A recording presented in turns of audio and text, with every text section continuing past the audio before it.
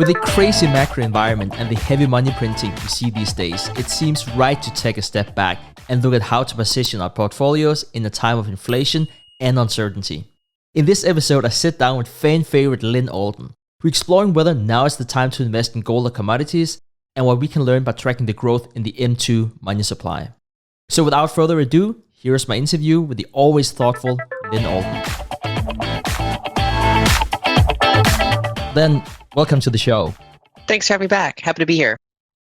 So, Lyn, let's just jump right into the discussion here today. So, in the research paper titled The Best Strategies for Inflationary Times, the author looked back to 1926 and studied the 8 different inflationary regimes, which was 19% of the time. So, I'm just going to throw some stats out there. If we look at equities in those inflationary times, equity had a negative real return of minus 7%. And a positive 10% real return whenever it was not. And over the entire period, the real return for equities was 7%. Now, let's turn to commodities, which is one of the main topics here for today. Commodities netted 41% in times of inflation, but minus 1% in non-inflationary periods. And then for the entire time period, commodities had a 3% real return. So that is in comparison to the 7% real return for equities. So, in other words, if you don't have any opinion, it's typically better to hold equities than commodities. But what if we can get the best of both worlds? You want to skew your portfolio in the direction of where you see inflation go. But as the proverb goes, it's difficult to make predictions, especially about the future. So before we discuss where we think commodities, gold, and inflation are going, let's start with the basics about commodities. Why do commodities perform well in inflationary times? Commodities tend to do well in inflationary periods almost axiomatically, because if you have a period of high inflation, it means that things are going up in prices, particularly commodities. You don't really see any inflationary periods where commodities stayed super low. Technically, you could have, say very specific supply chain disruptions where somehow commodity prices stay low, but that inflation's high. But that doesn't really happen in practice. Generally, inflation is a result of usually issues on the money supply side, and then also something related to capex and undersupply on the commodity side, because commodities go through these big cycles. And as we should expect, things that are able to compound and grow should outperform things that don't. And so a company that has thousands or tens of thousands or hundreds of thousands of employees working every day to make that company better should, over the long run, outperform just like a hunk of metal or a barrel of oil. But basically, the thing that both stocks and bonds have in common is that they do very well in disinflationary regimes, basically stable monetary conditions, good long-term planning and pricing power, whereas commodities are the best hedge in those more inflationary environments. And so there's multiple ways to defend against inflation, but having commodities in a portfolio or commodity producers in a portfolio is one of the cleanest ways to do it. And you can either do it in terms of a permanent portfolio approach where you always have some slice of commodities that will be an underperformer much of the time and then a dramatic outperformer in some of those times where equities and bonds don't do well. Or if you're more active, you can tilt towards commodities around the time that you expect inflation or you're seeing signs that inflation is starting to build. If you, for example, follow the capex cycle more closely and have a better grasp on inflation than maybe the average market participant. So, Lyn, one of the typical arguments for buying gold is to have an asset outside of the financial system. I can't help but wonder, how does that translate into investments in commodities? Many of our listeners, due to what you said before, in terms of managing their portfolio, they might want to own an asset that perhaps correlates with the price of a specific commodity. It could be oil, but they're not keen on holding the actual commodity. So how can investors, if possible, get the best of both worlds? So gold and commodities can almost be considered two different asset classes, because although gold technically is a commodity, it has more characteristics of a currency. And what I mean by that is, so most commodities have a low stock to flow ratio. Basically, the amount that we have stored in the world is in many cases lower than the amount that's produced annually, or maybe it's 1 or 2 times it's produced annually, depends on the specific commodity. There's not very large inventories. Usually they're very bulky. They don't last a long time necessarily, and they require expensive storage facilities. And so we have rather low inventories at any given time. And so those are necessary inputs into the economy. And that's why they're so closely tied with inflation, because if we have shortages in those, pay more to get them. Basically, we squeeze other parts of the economy. Whereas gold, because it's the vast majority of it is not really needed for things. I mean, there is an industrial use for it. It's usually a small percentage of the price of the good that it's going into. And most of it is used for jewelry or just outright monetary use or store of value purposes. So coins, bars, as well as jewelry that in many cases, especially in some countries like India, very much overlaps with the store of value aspect of it. It's another way of storing value. And so gold is, in some sense, it gives us that long-term protection against inflation. If you have, fiat currencies going down in price or down in value, gold over the long run has historically held up equal to or actually better than official CPI, closer to money supply growth. And the advantage of it is because it has a high stock to flow ratio. So it's not like disruptions really affect the gold market too much. And two, because you can store a lot of it for a long time in a small amount of space, it's one of the rather few commodities that can be suitable for people having some at home. They can have gold coins at home. And the main advantage there is, a lot of us are in developed markets, and we've had this very long period of stability where something like having gold in your home sounds totally unnecessary and kind of silly. We trust our financial institutions. Whereas, for example, right now, when we're seeing currency crises in different countries, some of them have bank bail-ins when that happens. Some of them have, hyperinflations happen, right? Not just going back to Weimar, but in some emerging markets today, you have either outright hyperinflations or you have things that might as well be, right? There's double-digit inflation, super high, maybe doesn't meet the definition of quote-unquote hyperinflation, but it's a destruction of currency. And then in those environments, usually you have, even if you're in Lebanon and you're storing dollars in the bank, or Argentina, basically there's a precedent where they come in and say, okay, we see that you have dollars, we're going to go ahead and take those because we need them, and we'll give you our local failing currency in exchange. And that's something that basically anything that has counterparty risk, when you have a truly inflationary or really kind of problematic financial environment, you can't necessarily 100% trust your cash assets, even your stock assets. Whereas having physical self-custody gold, or say gold stored in a private Brinks vault or something like that, is just another lever that those, say, authorities would have to go through to basically defraud you, to take your assets or forcibly convert your assets. And so in that way, it serves as insurance. Whereas commodities, if you say invest in oil futures or oil stocks or copper stocks or things like that, they're not giving you that defense against that confiscation type of approach, but instead that's more of a normal financial play within the confines of the financial system. So you have, say, copper stocks or your broker account, for example, and that's just giving you a strong inflation hedge. So if you go through a more inflationary environment, a period of more commodity shortages, those should be good hedges for your portfolio, not necessarily in the same sort of like disaster scenario that gold can protect against, but in that more directly inflationary environment. And as you've seen, for example, gold, because it has this high stock to flow ratio, it can behave oddly, right? So you can have 7% inflation and gold not do well, whereas the other commodities are actually in some ways better inflation hedges, in the sense that almost by definition, if you have high inflation, it means most of those are probably doing well. I also think whenever it comes to, say, gold, it's so different what people hear and how that's perceived depending on where you live in the world, perhaps also depending on your age. I live in Denmark, and every time I bring up, say, something like Bitcoin or gold, people are like, that makes no sense. Why would you do that? Like, Danish kroner, it's a good currency. What's wrong with that? How can anything go wrong? And they would say, invest in stocks if you want to make more money. And then if you go to Asia, they would say, gold makes a lot of sense. That's safe. Don't speculate in stocks. And I know I'm overgeneralizing here right now, but I just think it's very interesting whenever we're having this discussion about gold and currencies, how that's just thought of so differently depending on where you are. And yeah, I guess the experience is not just of your generation, but also your parents' generation. Yeah, it's interesting because if you look at different stock markets around the world, many of them have had 10, 20, 30-year periods of very poor returns compared to just even in dollar terms, let alone in gold terms.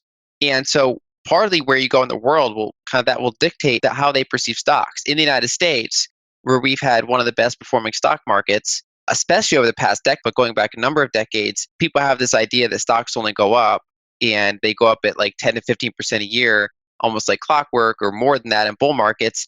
And why not just invest in that? Whereas if you go to many other jurisdictions around the world, that's not necessarily the case. And then as we talked about before, basically in disinflationary environments, stocks are among the best investments you can hold.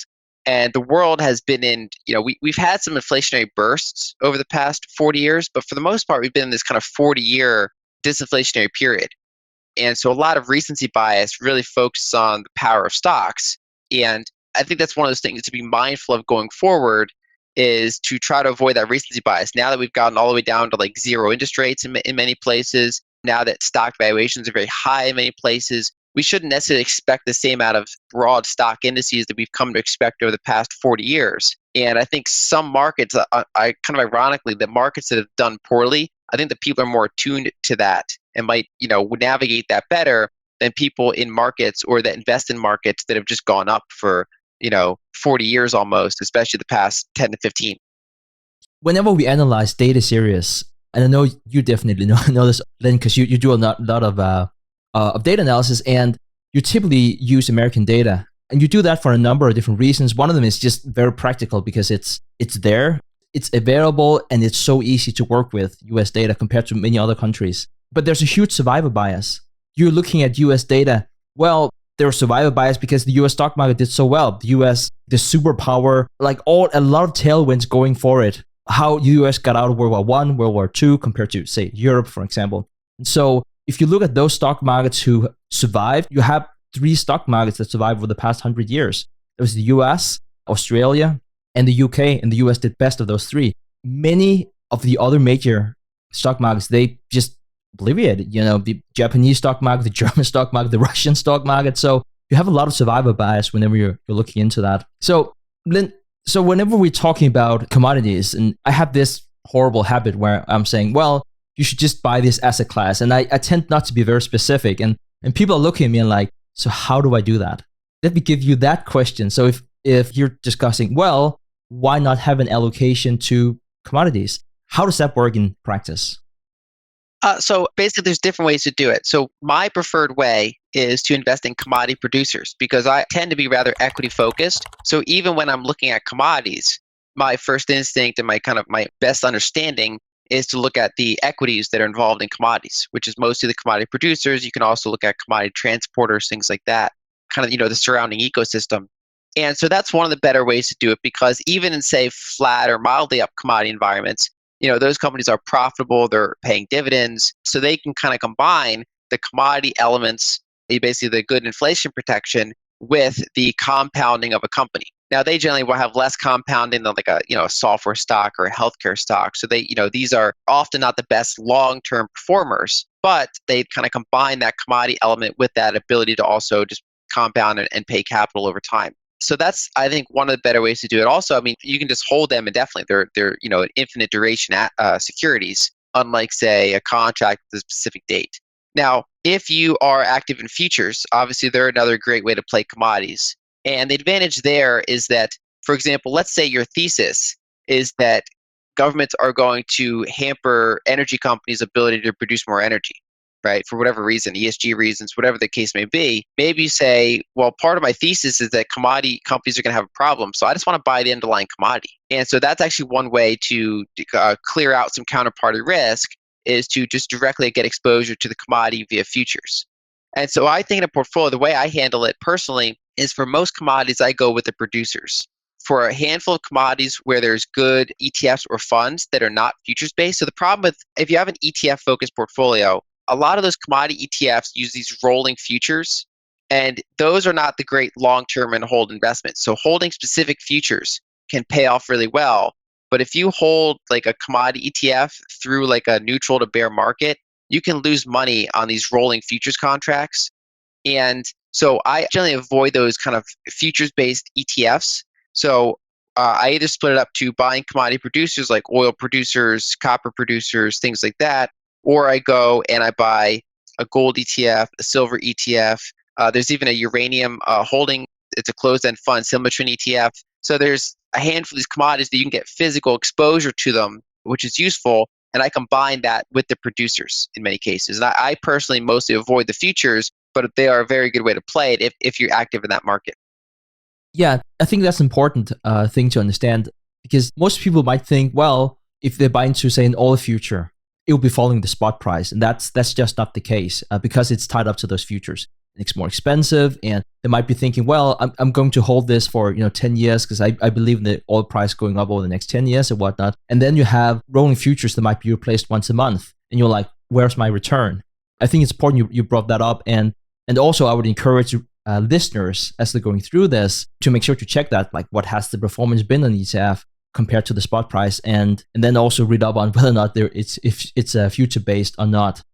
When we're discussing equities, bonds, and gold and whatnot, we often tend to discuss how much the asset classes are manipulated, often but not only by central banks. Who are the big players in commodities, and are they being manipulated? And I also want to clarify, of course, whenever we say commodities, there are so many markets that can be defined as commodities. So perhaps we can start with that.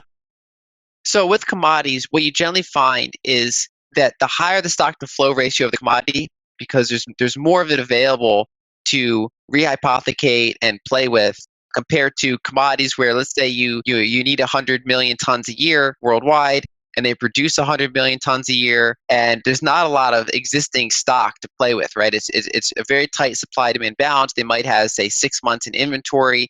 It's hard to move, and so basically something like the gold market is easier to manipulate than something like the copper market. Now, for those larger commodities, like let's say copper or oil, the main way that you can manipulate them is if you have a cartel of producers, right? So something like OPEC can manipulate even those low stock to flow ratio commodities, but basically it's really hard to do because you have to have a quorum of the market. You have to have a meaningful percentage of global production, which is hard to do outside of the oil market. And so that's kind of been a long known purposeful thing in the oil market that's not really present in a lot of other commodity markets, in large part because it's such a key commodity. It's kind of the master commodity. It's even used as an input to get all the other commodities out of the ground. And so that's such a kind of the backbone commodity of modern civilization is these various fossil fuels. And so one way to manipulate it is to have that cartel. But then if you're doing the more like direct type of manipulation, generally it's limited to commodities that have that high stock to flow ratio. And so, for example, you can either have central bank manipulation or you can have commercial bank manipulation. And so commercial banks, there's been a number of them that have been fined for manipulating, gold, silver markets. You can do things like spoofing, where you purposely you put in limit orders and then pull them out. You're manipulating price. And then also, because of, say, gold is very centralized, right? So over the time in human history, it got centralized in banks, and then it got centralized in central banks. And it's actually, there's very large pools of it that are held by these major kind of vaults, like in London, in New York. And what you can do is you can basically issue more claims against it than you have, amount of gold that you could theoretically deliver now. And the problem there is that more people kind of think they own gold than really own gold. It's like a game of musical chairs, where as long as things are working, they all get exposure to the gold price. There's no major risk. But it's like you could have a once every couple decade event where you have such a dislocation in the market that could break. And the most famous example is the London gold pool failing. That was kind of an intentional manipulation scheme to maintain the Bretton Woods system when it started to run into headwinds. But basically, even today, you have that rehypothecation problem where, there's X amount of gold, but then there's, say, 5X amount of claims on that gold. And that size of that market can change over time. And it's kind of tied to the fact that, one, you have a high stock to flow ratio, and two, taking physical delivery is not easy. It's not a trivial process. You don't just get a UPS shipment in the mail. It's this whole detailed a long-term delivery scheme. And so most players either just, they hold unallocated gold, so they have counterparty risk. And so there are manipulation that happens in these markets, but more so on that, say, the gold and silver side, and less so on, say, the copper, the nickel, markets like that. So, Lyn, let's talk a bit about the weighting of commodities and gold in a well-balanced portfolio. I think a lot of our listeners are probably familiar with Redalio's all-weather portfolio, and he says 7.5 in commodities, 7.5 in gold, but that also had the underlying assumption that you don't know what's going to happen. You don't want to have an opinion of the market. You just want to set it and forget it. So how do you think about weighting into commodities and gold, and how do you think about it specifically in the environment that we're in right now? So I think that's a reasonable all-weather allocation for someone who just wants like a permanent portfolio. I think in this day and age, I would split the gold allocation to say gold and Bitcoin, right? Because you have to be now gold has for the first time in a very long time some semblance of competition. Basically, Bitcoin is arguably a digital commodity with a higher stock-to-flow ratio than gold. Obviously, it's been on an upward trajectory as of late, and so one, they have to manage that risk. And then on the commodity side, there's a couple ways to play it. So there's another kind of permanent portfolio known as the Dragon portfolio. And what that one does, that has like a 20% allocation to commodities, but it does so through commodities trend following.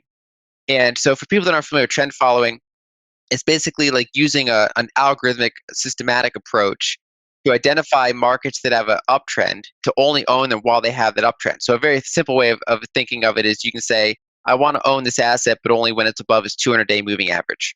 Right? And if it goes below a 200-day moving average, I want to get out of it and go to cash for that segment of my portfolio. And that's a simple method, but it's the most kind of just for illustrative purposes. And commodities tend to work better than other asset classes for trend following because, as we discussed, they're very boom bust in nature. They're very binary. So most of the time, they're not working very well at all. And then other decades, they're like the best thing out there by far. And so you basically have this thing where you're not exposed to them until they start to do well, and then you have a pretty sizable allocation. So I think how much you allocate to commodities in that sort of all-weather portfolio, I think will depend on whether or not you have any sort of trend-following component. If you have trend following, you can ratchet up that allocation to a higher number, whereas if you don't have that trend following, you want to be careful about how much you allocate to an asset class that over the very, very long run does not have great returns. And then if you specifically want that exposure because you specifically have a thesis that inflation is going to do well, there's really no upper limit other than just how diversified you want to be, how comfortable you feel with your thesis, what is your level of conviction with your thesis. There are funds out there that go 50, 60, 70% into commodity-oriented investments when they have a very kind of value and inflation and commodity-oriented theme. But I think that's, that kind of concentration I think is best left to the experts or people that are poor. They're the ones with super high conviction on what's going to happen, and they'll get rewarded or punished for it thoroughly. Whereas I think the average person, I think having a slice in your portfolio makes sense. Another thing worth pointing out is that part of the reasons that equities in general do poorly in inflationary environments is because they're, when we look at indices, they're generally weighted by market cap. And right before you get an inflationary environment, you've been through a long disinflationary environment. And so the companies that are on the top of the index are the ones that are most adapted to a disinflationary environment. So kind of growth-oriented equities tend to do best in these more disinflationary environments. And so it's kind of like, an extinction event's happening, and the most ill-suited animals are like the ones you're over-allocated to, and the animals that are going to like survive it, like let's say, commodity producers are part of the index, they're like at like unusually low allocations because they just went through a disinflationary decade. And so basically the risk of not having a commodity slice in your portfolio, and let's say you're entirely invested in, say, the S&P 500 and bonds right before an inflationary period happens, is that the bonds are obviously bad with inflation. And then the equities, not only invested in equities, you're invested in specifically mostly the ones that benefit from that disinflationary period. So for example, in March, like in mid-2020, energy stocks hit their lowest ever percentage in the S&P 500. They got down to like 2% of the S&P 500. So if you then go through an inflationary period, if that 2% starts to do very well, it's not going to hedge your other 98% equity exposure very well at all. Whereas if you had a, say, 5 to 10% allocation, and that goes up threefold, that can give you more hedging power if the rest of that equity index starts to run into turbulence. And so I think that's the way to think about it, is that you don't want to be underweight commodities at the end of a long disinflationary period going into an inflationary period. And that can either be making sure you actively approach that, or by having, a larger permanent allocation that either is just always there, or it does some sort of trend following.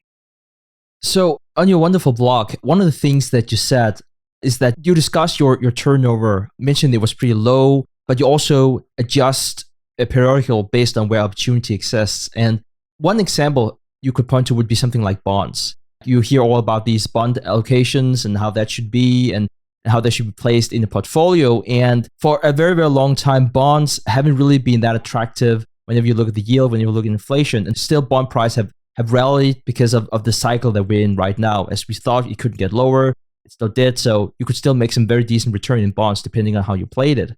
So with that said, I don't know if you should talk specifically about bonds, but just about the major asset classes in general. Would you ever have asset classes you would not own at all? Say, for instance, something like bonds or something like stocks, simply because you think it's just so much out of favor? Or do you always approach this as saying, I just don't know what's going to happen. I just play the probabilities. So I should always have at least, I'm just coming up with a number, 10% in this asset class, whatever that might be. So I'm somewhere in the middle. Things that I don't like at all, I generally dial them down to very, very low percentage of the portfolio.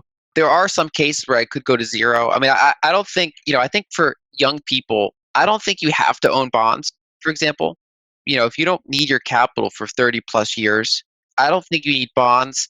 But it will partially depend on what country you live in and what equity markets you're talking about. What are your other investments? What is your financial situation like? So right now, for example, I'm using bonds and cash as basically an expensive form of optionality, volatility reduction, rebalancing fuel, right? So I tried in some cases, I want to be underweight cash and bonds, but they're kind of my hedge against like a liquidity crisis. If you have some sort of, say, March 2020 event where most correlations go to 1, everything crashes, I want to have some fuel to rebalance into that. But, the expensive part of that is I'm holding cash and bonds that are yielding, 0 to 2% while inflation's running at 7%. And so that is it's kind of like selling puts in your portfolio, like a little hedge that loses money over time and then pays off once in a while.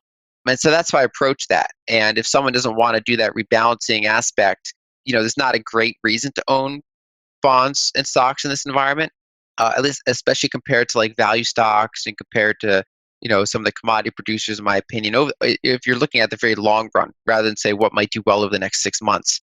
So for example, I didn't own any gold from, say, 2012 through 2017. And part of that was luck. Basically, gold had that huge run up going into 2011, 2012. I was a younger and less experienced investor back then. But I still had that kind of contrarian value oriented approach. And so I had gold that I had been holding since like the late 90s. And I decided to sell into that strength. I started to see on, commercials for like gold vending machines were popping up in some markets. People were talking about it's going to go to 5,000. I was like, I don't really know how to value this, but it's gone up a ton and everybody seems super bullish. So I'm going to go ahead and sell that and buy some more stocks. And that worked better than I could have guessed. I mean, I kind of accidentally got the top. And then over time, I kept analyzing the market. And eventually in late 2018, I got back in, right? So there are environments where I might go to, say, zero gold or at least zero kind of portfolio gold, like gold ETFs and things like that. I might not, I think it's, if you're using it as insurance, we talked about that self-custody physical aspect. There's a case for just never selling it, just like literally hold it in your basement and give it to your grandkids, whatever. But, other than that, I think that there are times where it's not super useful to own commodities unless you are kind of very specifically following a permanent portfolio where you were, even if you're bearish to something, you're kind of sticking to it algorithmically. But I don't think everybody has to have commodities at all times if they don't want to follow that sort of permanent approach. Lyn, the last time you were on the show, we talked about inflation.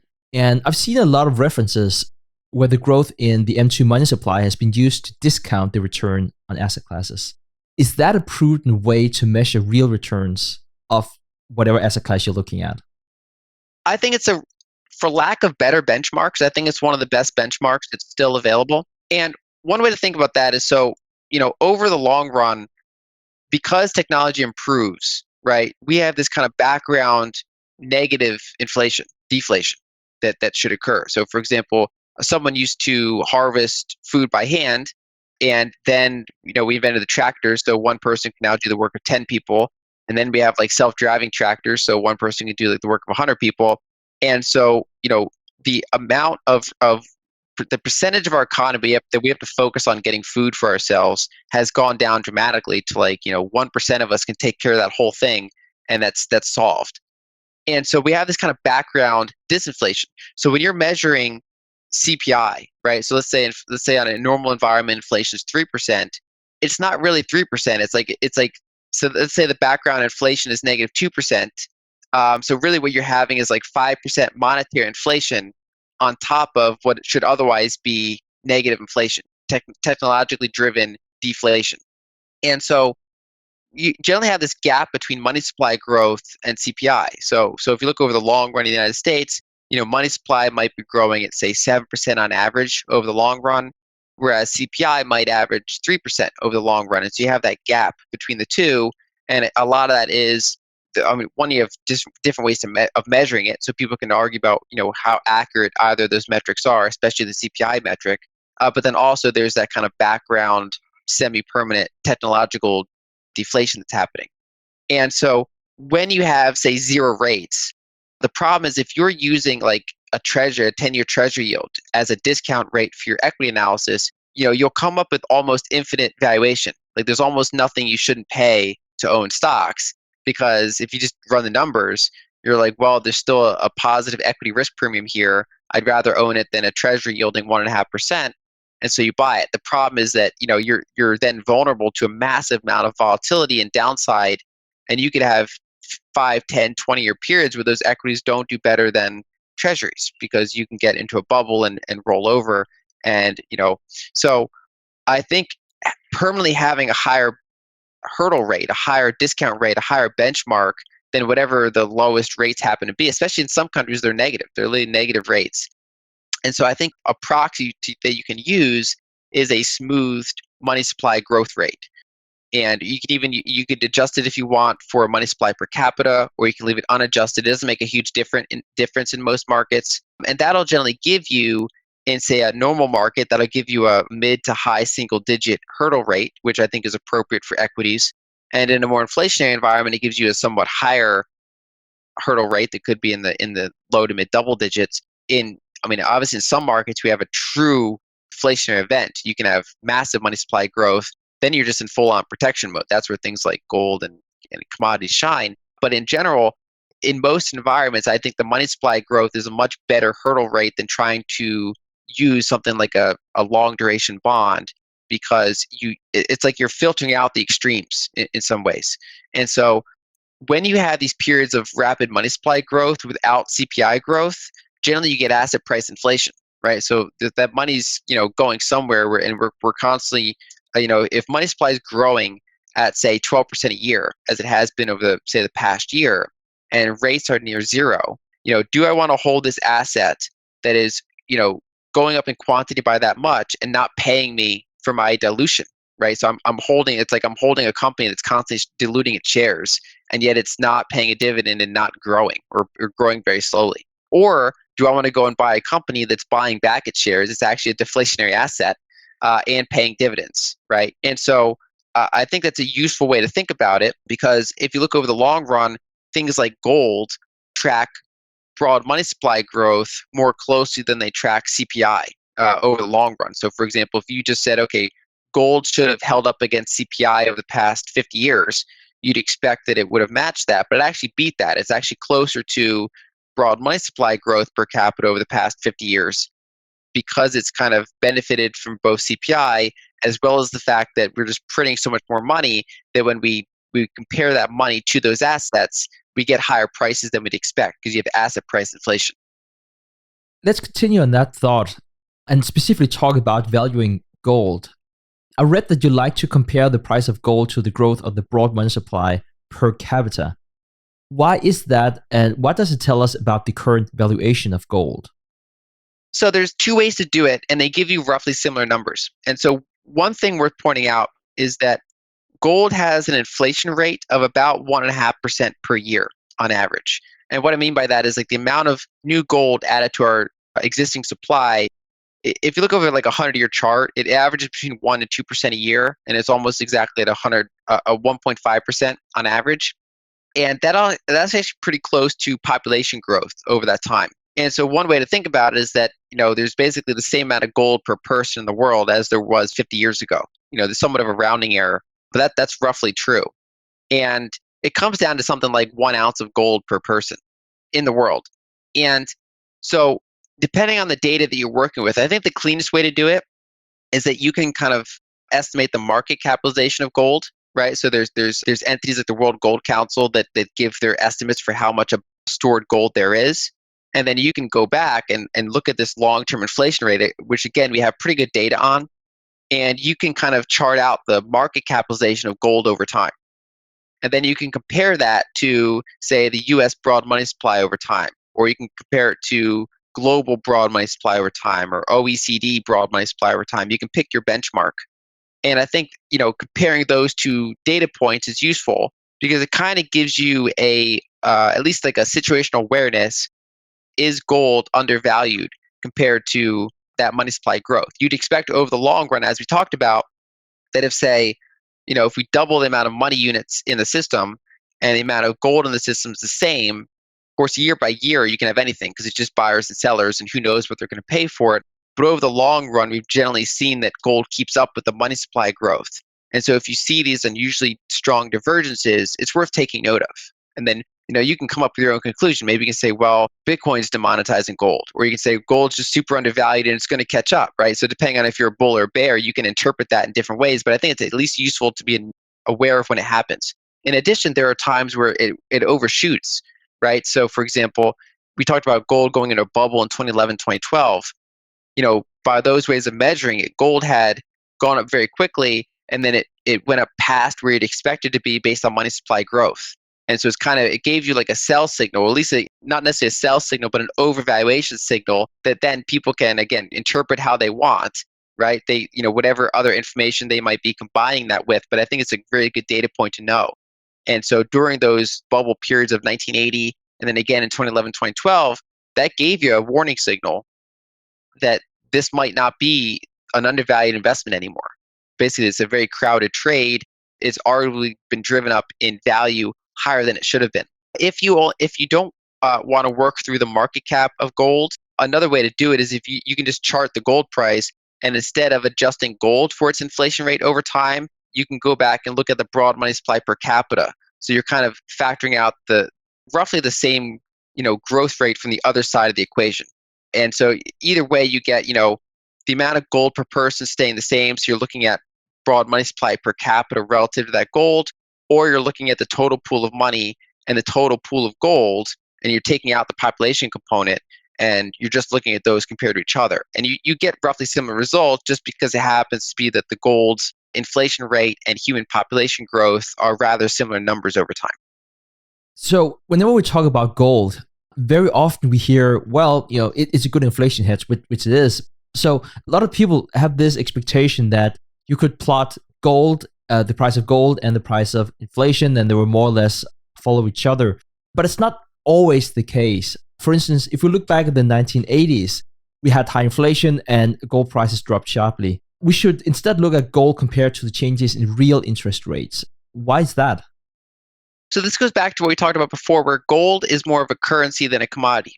And so if you were to chart commodities compared to inflation, you'd have a very strong correlation because commodity prices going up is almost the definition of inflation. I mean, it's a very big component of inflationary environments is the price of commodities going up because those commodities are needed all the time and there's no big stockpiles of them. Whereas gold, because most people don't need it at any given day, other than very kind of select industries for a small percentage of the market, it's more like investors choosing to allocate to it instead of other things they could own. And so basically what you're comparing it to is like a long duration treasury, if you're in the United States, for example, or if you're a foreign central bank and you're choosing what to have in your reserves. And so in 1980, basically we had just gone through the 70s. Gold had an absolutely massive run-up. It was a very inflationary decade. And then they finally got a handle on inflation. They jacked up interest rates to be higher than the inflation rate. So you have positive real rates. And then you started this 40-year cycle of disinflation. So inflation was still high in the 80s, but it was coming down compared to where it was in the 70s. And then more importantly, even though it was still high, your treasury yields were higher. So you were getting compensated in real terms to own a long duration treasury. And that was true for many other countries as well with their sovereign bonds. And so in the 70s, let's say inflation, at any given point was say 7%, while your bonds were yielding 5%, you were getting devalued. Whereas if you have the same, let's say you have 6% inflation in the 80s, but your treasury is yielding 8%, you have a positive return. And so because gold can be thought of as like an infinite duration, zero yielding asset that has some degree of long-term inflation indexing. On the other hand, when you go through an environment, either because yields got so low or inflation got so high that inflation is equal to or higher than bond yields, suddenly that gold that's yielding zero but that's keeping up over the time with broad money supply, that's a scarce asset, looks a lot more attractive. Zero is kind of like the threshold, but there's a degree. So for example, if real yields are negative 5%, that's more of like an emergency than if real yields like negative 1%, because you're getting devalued at a much faster rate. And of course, the complication there is how do you measure real yields? Because we can, for example, just look at 10-year treasury yield minus CPI year over year. That's one way to do it. That's, historically, that's kind of the cleanest data set we have over the long run. But we also have tools like the TIPS market and inflation break-evens that give us, the investor expectation. Basically, what is the market currently telling us that it expects inflation to be over the next 5 years, for example? And that actually in the current environment is lower than your current CPI. And that's more closely tied to what is happening with the price of gold.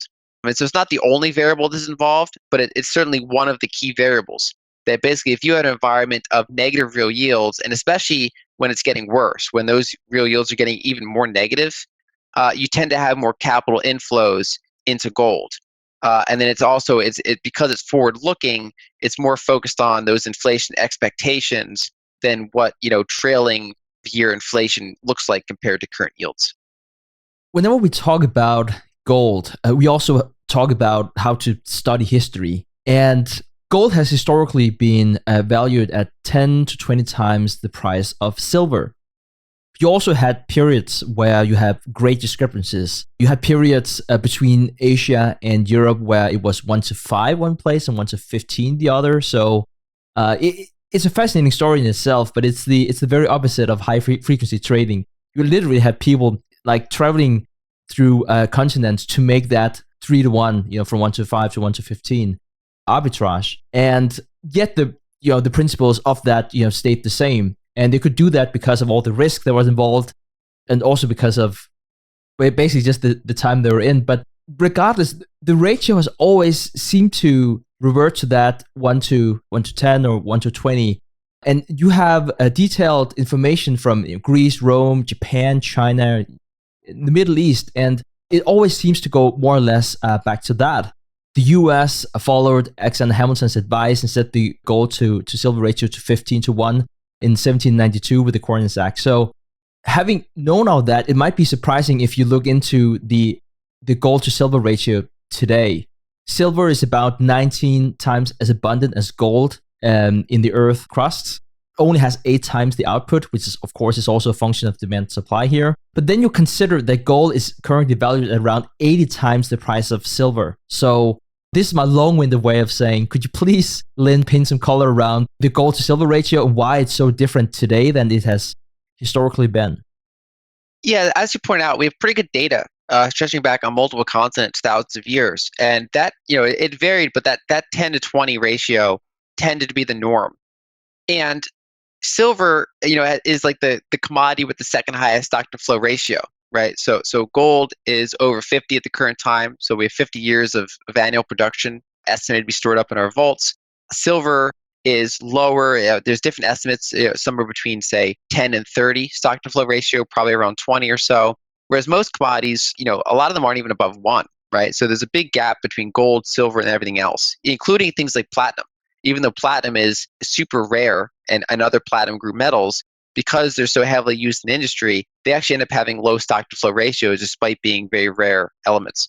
And so historically, over most of that period, gold was the harder money in the sense that it's rarer, higher stock to flow ratio, more desirable, more identifiable. But the big caveat that it was not as divisible, because even a small gold coin was like a full week of labor for like a worker. Whereas silver was like the second best commodity in most metrics, as a money, but it had more divisibility because the units just happen to be like the right amount of value for daily transactions. And sometimes you'd have to go down to copper pieces when you really wanted the smaller transactions, but silver was kind of the sweet spot in terms of being a monetary asset while also having reasonable divisibility. And so there's different thoughts on why silver got partially demonetized over time. So when you started to have it be more set formally, the problem that maintaining a bimetallic standard is that you run into Gresham's law. And so, for example, the global price of gold and silver at the time of like, the 1700s, 1800s was like 15.5 to 1. And so if the United States set it to 15 to 1, basically it's making silver be overvalued. And so what happens is like the global market can come in and arbitrage that. And you basically, whatever metal ends up being overvalued ends up going out of circulation. It gets kind of pulled out of your country. It gets arbitraged away, either hoarded in the country or it gets arbitraged out of your country.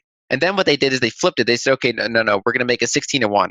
And then the other metal got arbitraged out. And so even though it actually doesn't seem like that big of a thing, over the course of years and years and years, these arbitrators just keep leaking whatever gold, whatever metal's overvalued away. So it's actually pretty hard to maintain a bimetallic standard because there's no exact ratio that's like, quote unquote, the correct ratio.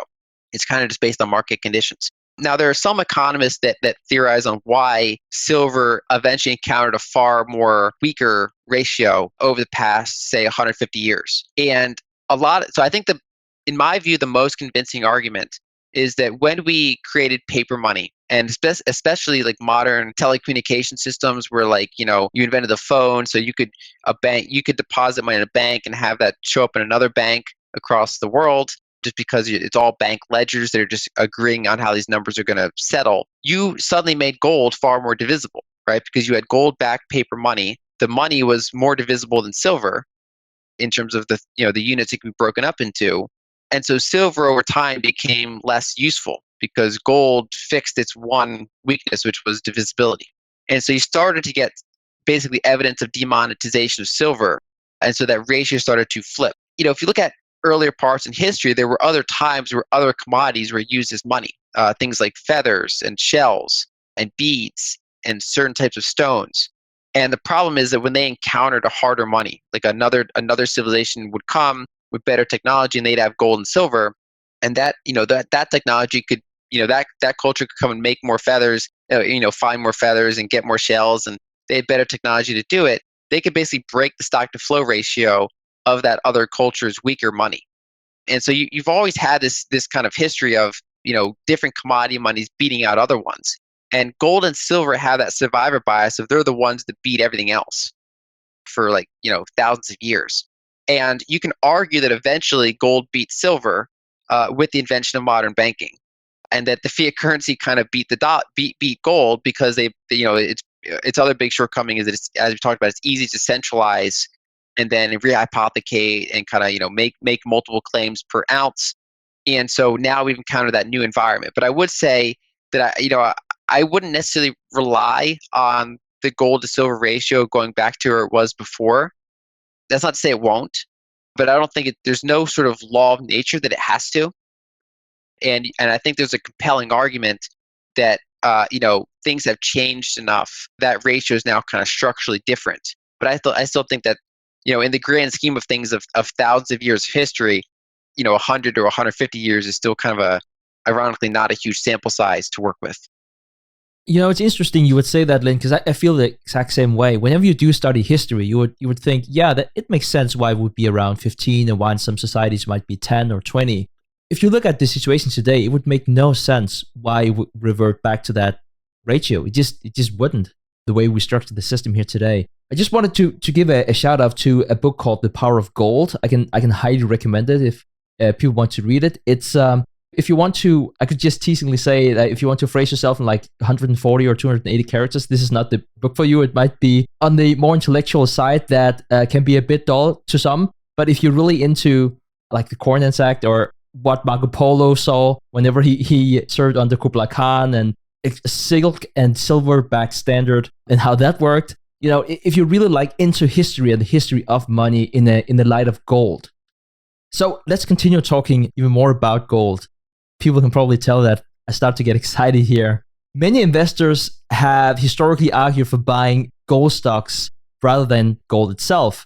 And you could say it makes sense because the best gold stocks outperform physical gold over the long run because they're short dollars and long gold, and gold has historically performed better than the dollar. On the other hand, many gold stocks underperform the market price of gold because they have a destructive capital allocation. Could you please paint some color around whether gold bullion or gold stocks are most appealing? Going back to our prior question of whether or not it's good to have a permanent allocation to some of these commodities, so I think that you can make a much stronger case to having a permanent gold allocation, or let's say gold and Bitcoin, whereas it's much harder to make an argument that you should have a permanent gold stock allocation. And that's because unlike gold that over the long run kind of keeps up with money supply growth and does what it's supposed to do, gold stocks, as you pointed out, have this destructive capital element. And basically, one is that mining is already a hard business. You don't control the price of your own product.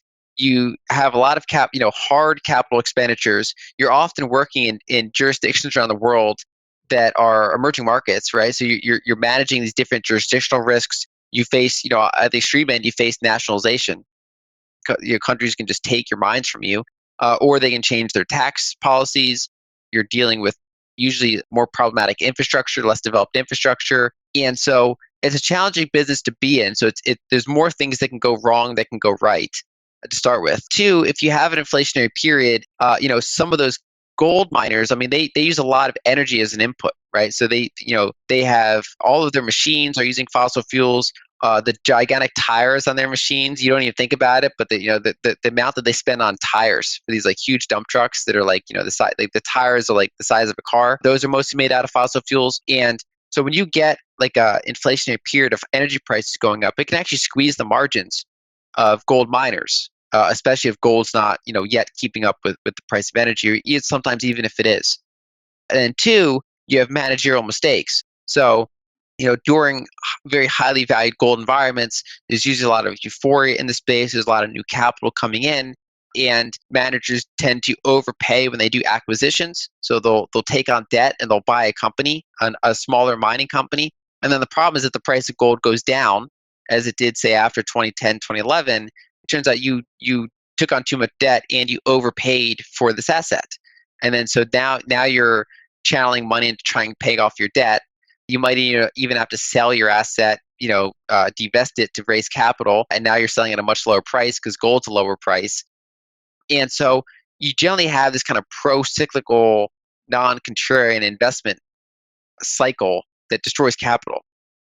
Now, really, really good gold company CEOs are counter-cyclical, very disciplined with their expenditures, very selective with their acquisitions. They basically are very good at allocating capital and unlocking value. And so the best gold stocks over the long run outperform gold, whereas the majority of gold stocks ironically underperform gold, which is like, basically imagine being an industry where like most of you destroy capital. That's really what happens in that space. And that's generally true for a lot of commodity industries. Oil's been somewhat an exception because of the OPEC and the cartel-like aspect of that industry that has smoothed that out compared to many other commodity industries. But basically, it's just a very challenging environment. And so there's a much weaker case for owning gold stocks long term. There are some business models like royalty and streaming companies. They are financiers of gold miners. And so they have less operational risk. They usually have, break-even prices that are much, much lower than gold miners. And so they're kind of the exception where they've been able to compound capital in a way that most miners do not. And so I think gold and streaming companies can be a long-term hold. But for, most gold and silver miners, you have to be very selective with them and, only hold them in environments where you expect gold and silver to do pretty well. Otherwise, you're just destroying capital. So I think that's more of like you don't marry those positions. You might invest in them for 1, 2, 3, maybe even 5 years if you're very bullish on it on this part of the decade. But I wouldn't say have a permanent allocation to gold miners in the way that I would consider a permanent allocation to gold itself. So one thing I really like, well, one among many things I really like about speaking with you, Lyn, and following your research is that you seem so balanced in your thoughts on hard money. it seems like these days everything is so polarized. You have a lot of people who distrust the global financial system, and they invest almost entirely in hard money, whether it's gold, silver, or Bitcoin. And then you also have more the, let's call it the quote unquote more mainstream investor who have zero exposure to precious metals or Bitcoin for that matter, because they don't feel that hard money has any place in a respectable portfolio. And it just seems like the number of people who embrace both worlds are just getting smaller by the day. And so, being an avid reader of your blog, I'm very curious to hear your thoughts on the next topic here, because I had the pleasure of reading Redelio's book, The Changing World Order, which is just a fabulous book in itself. And in the book, Delio documents that throughout time in all countries, you had three types of money. So you had hard money, claims of hard money, and fiat money in that order. You could even argue that over the past 80 years, we had three different monetary systems. And fiat money always reset and turns into hard money again. And that's because policymakers have an incentive to always run deficits, typically either by increasing spending or lowering taxes. And so the next question is, I hate to put you on the spot here, and yet I still do it. So with all of that said as the backdrop, what will the next reset to hard money look like? Yeah, it's a really good question, and it's something I think about a lot, because I obviously want to have the best grasp on that question, both for in terms of whether and which hard monies to invest in, and then two, how it can affect other investments. Like how does it affect my equities? How does it affect bank stocks? How does it affect payment stocks? PayPal, things like that. So it is an important question to be aware of. Historically, as you point out, fiat currencies eventually fail. Now, what makes this period unique is that this period since the 70s has been the most extensive attempt at fiat currencies. It's the only time that the entire world was on fiat currency. We have better technology we've ever had before, better organization, and so this is like the most credible attempt we've ever made at fiat currencies. And even in this environment, you still have, in emerging markets, a lot of their currencies fail. And then they resort to hard currency, which ends up not being gold, but ends up being like the dollar, which for them is a hard currency because they can't print it, right? So even in this environment of 50 plus years of fiat currency, you still have that keep happening to countries over and over and over again, where they resort to a harder money standard. Either people in those countries can protect themselves with gold, silver, real estate, things like that, as well as by owning those harder foreign currencies. They can get through that, as long as, like we talked about before, as long as they're not invested in a bank where they risk getting confiscated from you, for the sake of like national solvency. And so this is something that we see even to today. It's not even like a theoretical framework. It just keeps happening. And so far, the survivor bias is that the major developed countries have been able to go over 50 years without the system breaking down. Now, critics of the system point out that it's gotten less stable over time, and I would agree with that. I think the petrodollar system is less stable than it used to be. I think that Ray Dalio's concept of the long-term debt cycle is accurate, meaning that when you eventually get to zero rates and super high debt, you kind of run out of room to keep kicking the can down the road the same way that you have been. And the problem now is that this is the first time within this 50-year fiat currency period that we're going through a long-term debt cycle, meaning that historically, the answer to that is financial oppression, holding interest rates below the inflation rate for a sustained period of time. And I've shown charts on this that basically over the past decade, in most countries, cash and T-bill rates have been below the inflation rate. In the past year, in the past couple of years, even long duration bonds have in many cases been below the inflation rate.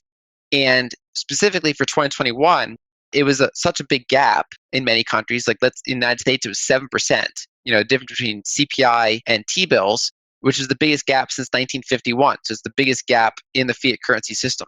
I think there are credible arguments that this fiat currency era will eventually run and become so unstable that it breaks in some way, right? So we already see around the margins, some central banks like Russia are buying gold. They have like a 20% gold allocation. I guess maybe they read that book Permanent Portfolio, so they have mostly euro-denominated assets, but they also have like a 20% gold allocation. So generally, you see a sovereign bid for gold ever since the global financial crisis has kind of stirred back interest. I think different kind of serious market participants and sovereign participants started to, maybe question the idea that this fiat currency regime might not last forever.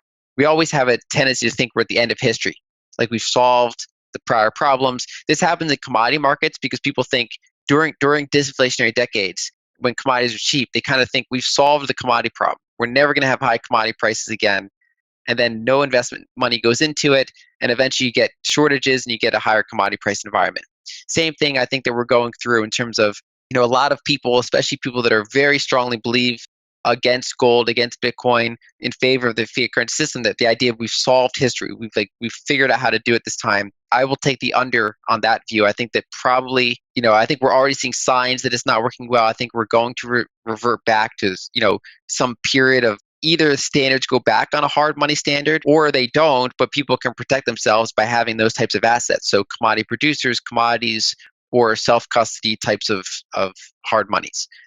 What the system looks like going forward, I still think it's an open question, right? Because in some ways you can look back and say, well, gold already failed. Maybe we will go back to it, right? So it failed only in the sense that it was too centralized, right? So gold itself as an element didn't fail, but basically it didn't have an ability to keep currencies tethered to itself, and people didn't have an ability to exchange for it and portably hold it. Bitcoin proponents would argue that the future is Bitcoin. I think that's credible, but I think it's still early, right? So it's a very volatile. Right now it's less than $1 trillion market cap. Whereas gold's over a 10 trillion estimated market cap. Global assets are something like 700 trillion. Credit Suisse estimates that global net worth is like 500 trillion. That includes assets minus liabilities, so the asset side is much larger. And so I still think there's a lot of open questions about how the system ends.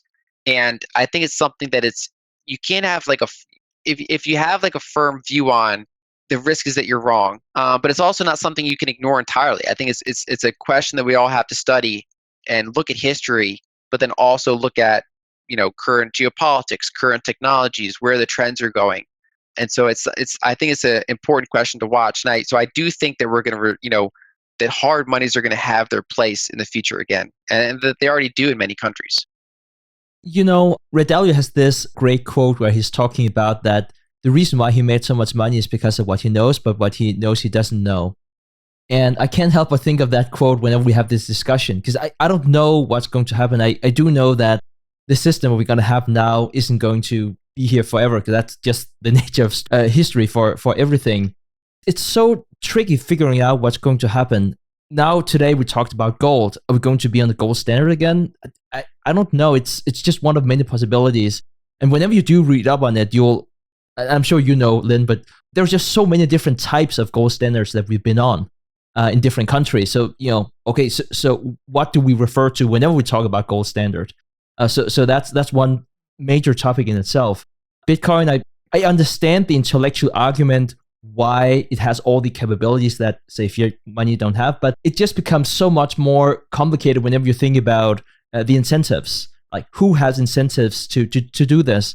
You can make the argument, you don't have this issue, the inflationary issue you have right now, it's deflationary by nature, it's a better money, ergo let's use it as a world currency. That's just not how the world works. At least that's not how the world works now. That's not how you define a reserve currency. That is not how countries sell transactions. So I think it's very, very, very early to consider Bitcoin in that realm. Something I sometimes revert back to is SDR. The reason why I'm saying that is not necessarily because I think that's a great system. It just seems to be a system that countries might be able to agree upon.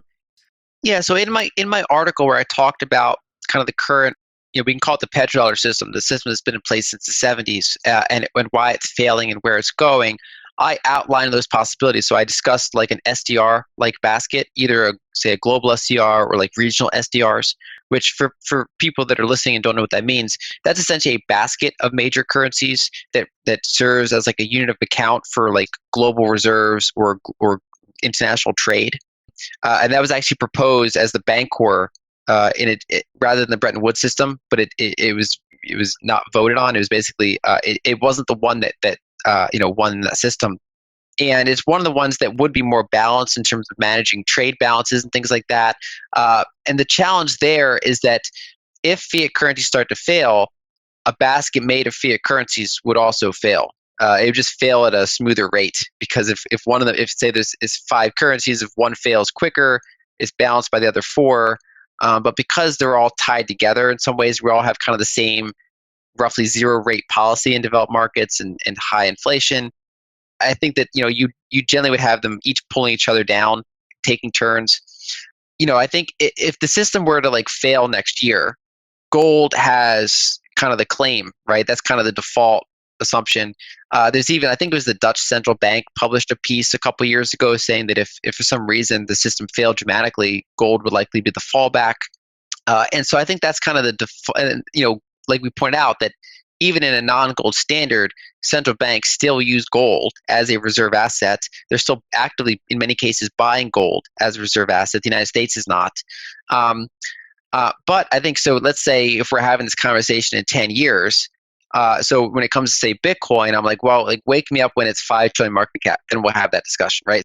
And one thing we're watching is that the market is kind of assessing how hard is the money, right? So it's only 13 years old, right? So it's kind of like they're testing all these different aspects of it. What happens if you're making a lot of altcoins? Can any of them kind of take market share? We're finding out, okay, what if we try to hard fork it? Does that work? What if we, it's just kind of like all these what if questions. And so over time, we're testing it. We're doing different things. The mining hash rate's moving out. We're seeing how different countries either ban it or approve it. And as it gets more widely held and less volatile, it could grow in market cap. And then it becomes a more serious discussion. Is this something that major central banks are going to hold? And then if they do, and there's a currency failure, can that end up being kind of a global substrate for money that kind of competes with gold? And so I think that's a reasonable long-term outlook, but it's like you have to hit certain benchmarks before that becomes, the one that would fall back now, right? So right now it'd still be gold. And so I think that's the way to think of it, that basically, even with the SDR, in some ways, whether or not you expect the SDR to win versus, say, gold or Bitcoin comes down to whether or not you expect global collaboration, right? So if you want to short the idea that countries are going to come together and decide on something, you would generally err towards gold and Bitcoin.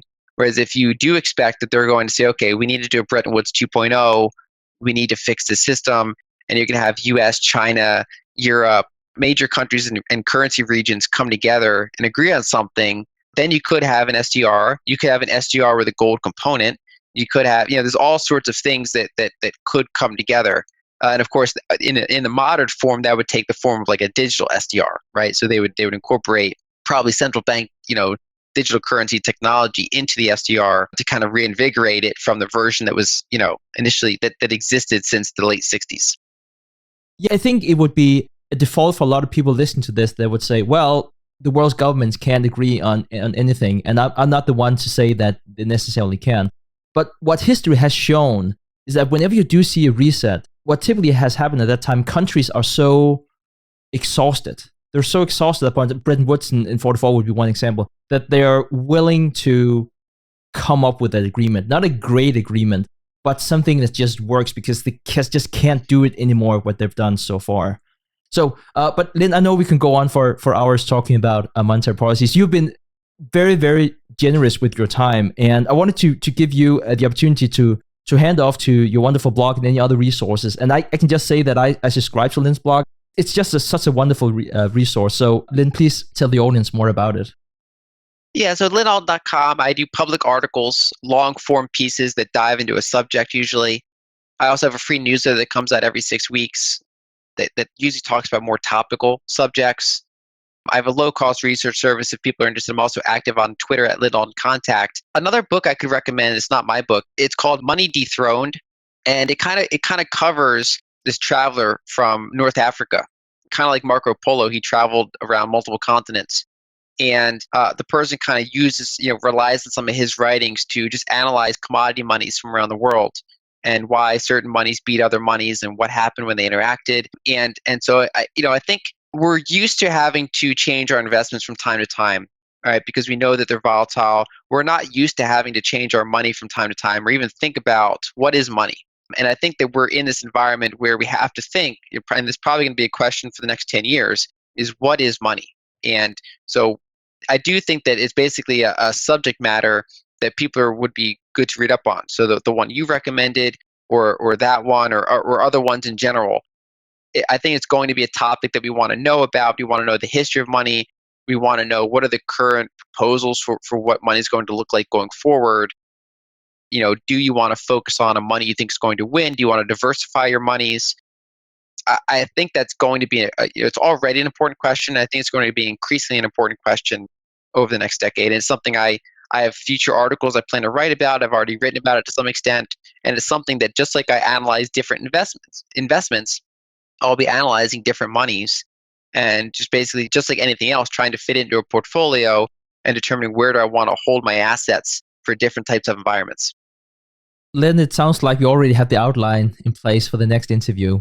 So with that said, Lyn, it's been absolutely amazing speaking with you. I cannot wait until we can invite you back on and talk about what is money or whatever kind of direction we're going to go next time. Thank you so much for making time once again for the Investors Podcast. Thank you. Thanks for having me. Thank you for listening to TIP. Make sure to subscribe to Millennial Investing by the Investors Podcast Network and learn how to achieve financial independence. To access our show notes, transcripts, or courses, go to theinvestorspodcast.com. This show is for entertainment purposes only. Before making any decision, consult a professional. This show is copyrighted by the Investors Podcast Network. Written permission must be granted before syndication or rebroadcasting. Thanks for watching. Make sure to subscribe and hit that notification bell so you don't miss out on the next podcast episode and new investing resources. What are your takeaways and thoughts on this discussion? Let us know in the comments section below.